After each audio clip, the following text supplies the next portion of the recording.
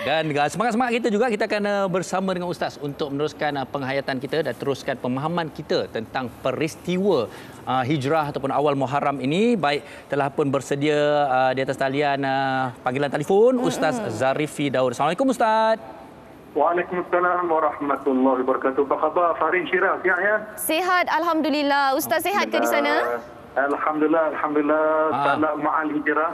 Sama-sama kita. Kepada Farin Syirah dan seluruh penonton WHI. Alhamdulillah. Baik, Ustaz, kita nak tanyalah tentang awal Muharram, peristiwa hijrah ini sendiri. Kalau kita lihat umumnya mungkin rata-rata anak-anak muda sekarang ni dia tak faham. Dia anggap awal Muharram ni tahun baru kalender Islam saja. Sedangkan ada peristiwa sejarah yang penuh hikmahnya di sebalik peristiwa ini. Silakan Ustaz.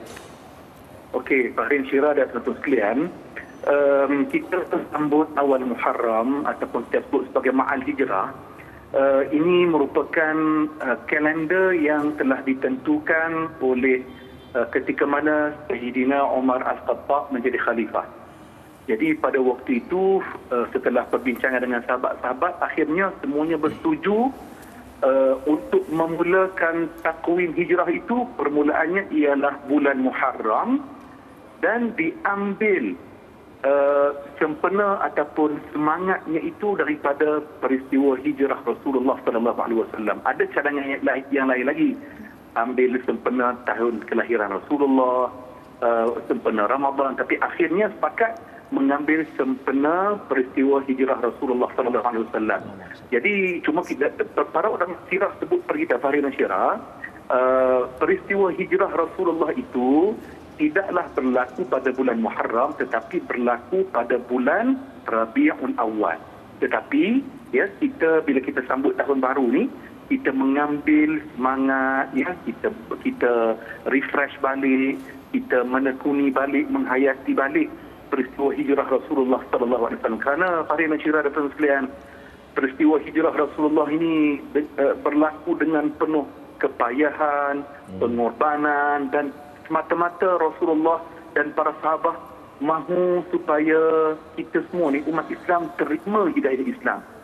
Bagaimana susahnya peristiwa hijrah Rasulullah itu dalam catatan sirah, antaranya dalam buku Rahiqul Makhtum yang ditulis oleh Al-Mubarakfuri.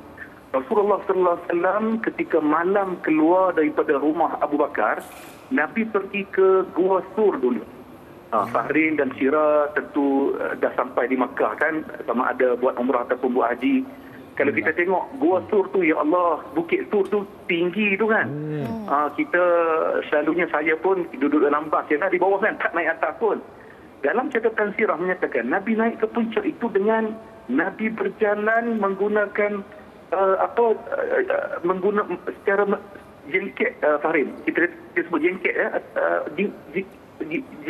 ginjil. Kita berjalan maknanya berhati-hati supaya Nabi tak nak orang kesan apa kata Rasulullah itu. Nabi tak nak orang hidu Nabi berada di mana. Akhirnya dalam doa menyatakan bila Nabi berjalan macam tu sehingga berdarah-darah kaki Rasulullah, sehingga kan Abu Bakar As-Siddiq yang teman Rasulullah, dia dukung Rasulullah naik sampai ke puncak Gua Sur. Jadi maknanya hijrah Rasulullah penuh dengan kepayahan, perjuangan dan pengorbanan. Jadi nilai itulah yang kita nak bawa dalam kehidupan kita, Farid Syirah.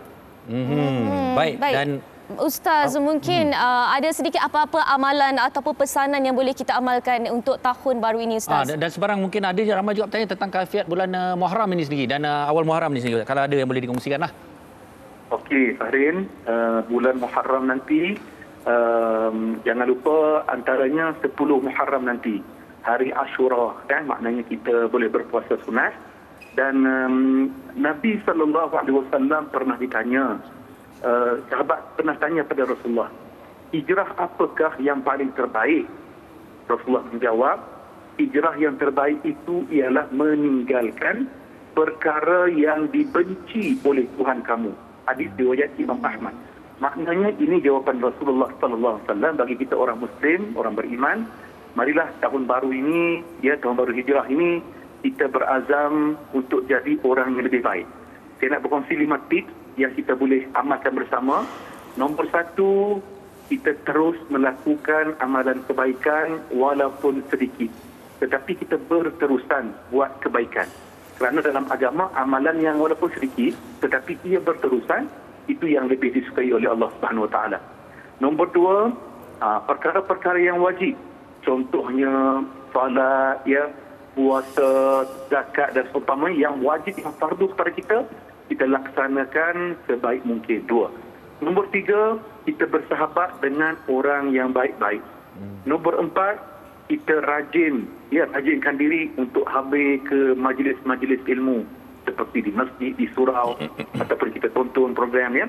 Yang seterusnya, kita mulakan perubahan. Kita buat kebaikan, perubahan itu bermula dalam keluarga kita. Dan yang terakhir, yang keenam, jangan lupa kita sentiasa saling doa, mendoakan sesama kita supaya Allah Ta'ala bagi kekuatan kepada kita untuk kita terus berada di atas jalan kebaikan. Oh, alhamdulillah. Satu rumusan dan juga perkongsian cukup baik daripada Ustaz Zarifi Daud. Terima kasih sekali lagi Ustaz. Minta Ustaz pun doa-doa kami di WHI ini dan selamat tahun baru juga Selamat tahun baru Ustaz. Sama-sama. Assalamualaikum. Terima kasih. Assalamualaikum Ustaz. Waalaikumsalam warahmatullahi wabarakatuh. Baik, itu Seperti dia. kita kata, tahun baru ada peristiwanya yang terselitnya pengorbanan dan juga hikmahnya, kebijaksanaan dan sebagainya. Jadi itu kita harapkan dapat kita hayati bermula pada hari ini.